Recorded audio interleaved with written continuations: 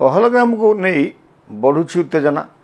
उत्तेजनार कमिबार ना नौ ना कहीं उभय पक्ष सेपटे घनाघन जरूरी बैठक बस प्रतिरक्षा मंत्री प्रधानमंत्री एवं एनएसए अध्यक्ष अजित डोभाल गला 24 घंटा भितर 2 थर बसले सेपटे पाकिस्तान डर बिड़बिड़ा चीन आश्रय नेलानी एवं चीन निरपेक्ष तदंत जो दाबी कर पाकिस्तान ताकू समर्थन कलानी एवं खाली सेतिक चीन सीमित होकर रही ना विमान युद्धवाही विमान एवं अस्त्रशस्त्र पाकिस्तान को जोगे देलानी। तो यही स्थिति रे भारत मिलिटरी एक्शन करिवो कि भारत युद्ध घोषणा करिवो कि ना कूटनीति रे जहाँ करिछि पुणी याकू जोरदार करेबो ए विषय जानिया पई देखंतु तेरछाबाण मु विपिन दास नमस्कार। प्रिय दर्शक बंधु गला 24 घंटा भितर एनएसए अध्यक्ष अजित डोभाल प्रतिरक्षा मंत्री राजनाथ सिंह प्रधानमंत्री निकट को जाकर बासभवन में 2 थर बैठक कले। आज सकाळे दीर्घ 40 मिनिट धरी बैठक करते। बैठकटा कौन हो बैठक रे कौन आलोचना होती आप भावुवे ए बैठक कौन समाधान पर बसुँच कि ना बैठक रे सामरिक एक्शन पाई मिलिटरी एक्शन पर निष्पत्ति ना प्रतिरक्षा मंत्री कहीं जाते एवं एनएसआर अध्यक्ष जो अच्छा अजित डोभाल कहीं जाते किसी गोटे घटवाक जाऊँगी एवं कौन होची या सारा पृथ्वी अपेक्षा कर सारा भारतवासी अपेक्षा कर भारत भितर गोटे जातीयतावाद उद्रेक होती प्रत्येक भारतीय चाहूँगी पाकिस्तान उपरे आक्रमण हो एवं पाकिस्तान नाम निशान भूली जाऊ मानचित्र अटल बिहारी वाजपेयी जो कथा कहते पाकिस्तान आगामी दिन में मैप्रु ओहरी मानचित्र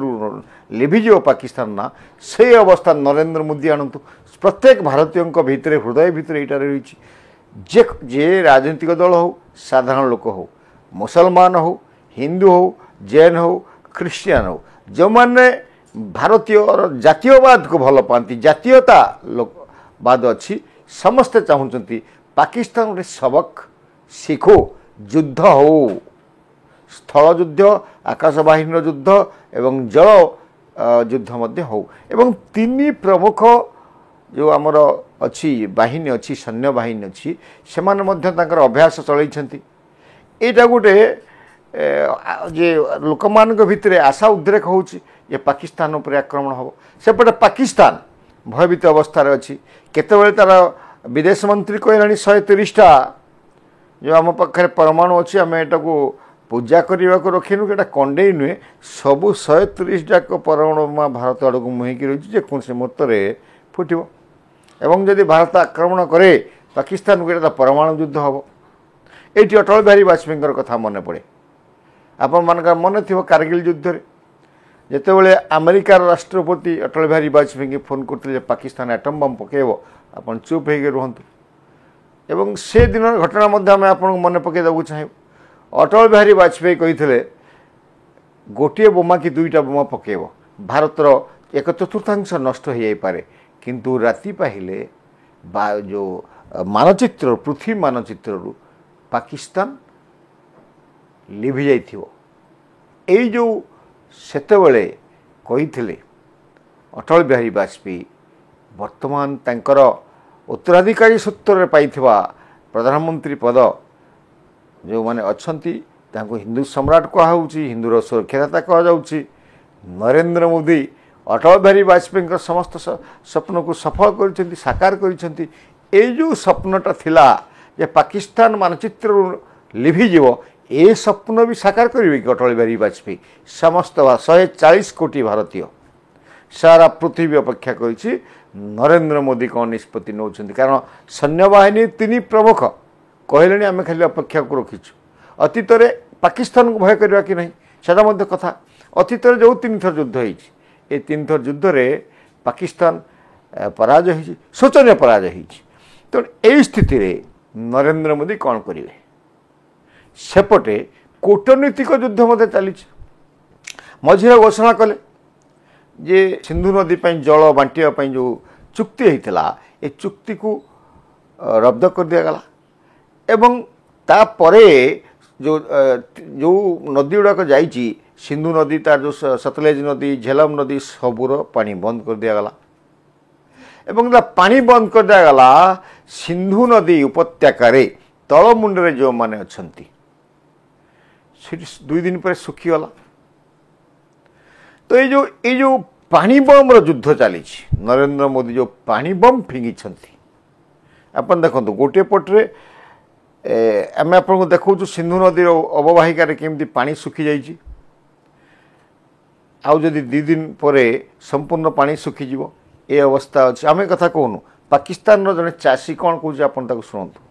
हो जाएगा अभी पानी का मसला है सारा पानी का ही पानी सवा तो कुछ नहीं है जैसे पानी आएगा तो खुशहाली होगी नहीं पानी होएगा तो भूख मरेंगे ऐसे क्या करेंगे अब 40,000 रुपया ठेका लगा पड़ा है ज़मीन का अभी महीना 20,000 रुपया एकड़ लगा पड़ा अभी पानी नहीं होएगा तो कहाँ से आबादी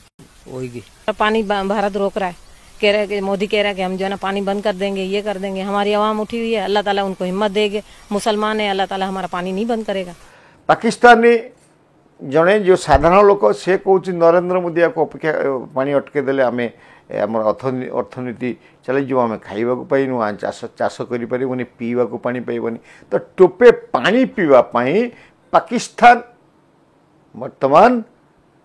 कष्ट अनुभव कर पानी टोपे पाइबनी आम आपन को सिंधु नदी हूँ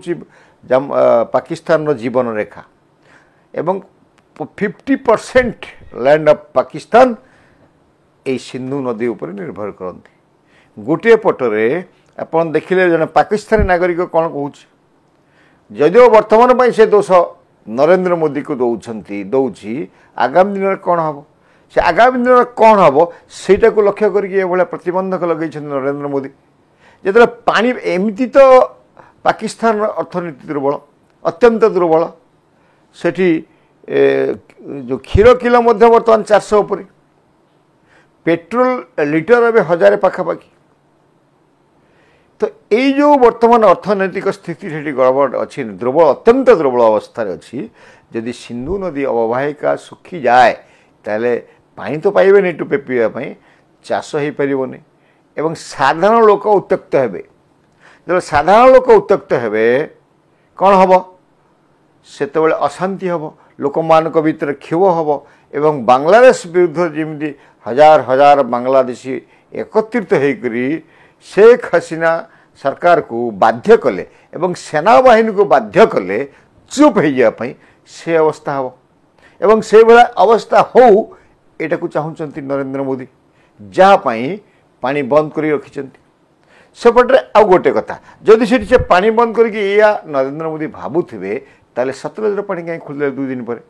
सेठी द्वितीय पानी बोमा कले नरेंद्र मोदी कौन एटा समुदाय पीओके अंचल को जाइए प्रथम जो 2-3 दिन पानी बंद हो रहा से हठात छाड़ी दिगला बिना नोटिस पानी मारिगला बन्या स्थिति है एवं तलमुंडे थिबा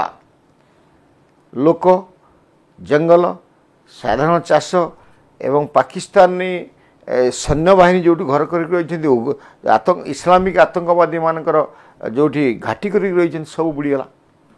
ये कौन वार्ता देवाक चाहते नरेंद्र मोदी आपण मैंने जान आप कही रखू ये पीओके पाकिस्तान पाकिस्तान अधिकृत काश्मीर आम कहूँ जेटा पाकिस्तान कहूँ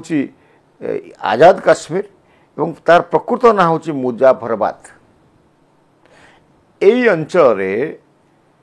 लोक मैंने अतिष्ठ होती स्वाधीनता परठू तांको शोषण करा जो मैंने अच्छा काफेर कहुच्छे कामधंदा किसी ना एवं भारत वर्ष जो अति जो रेलवे स्टेशन जो मैंने भिक मांगी खाऊँ ना से जी अर्थनीति जमी सुदृढ़ एवं ये जो मुजाफराबाद आमपाई पीओके पाकिस्तान पाई आज़ाद काश्मीर से साधारण लोकंकर आर्थिक अवस्था समान ये कौन हो ये पाकिस्तान सैन्य माने घाटी कर रखिंट जगिकी रही एवं तांको पछरे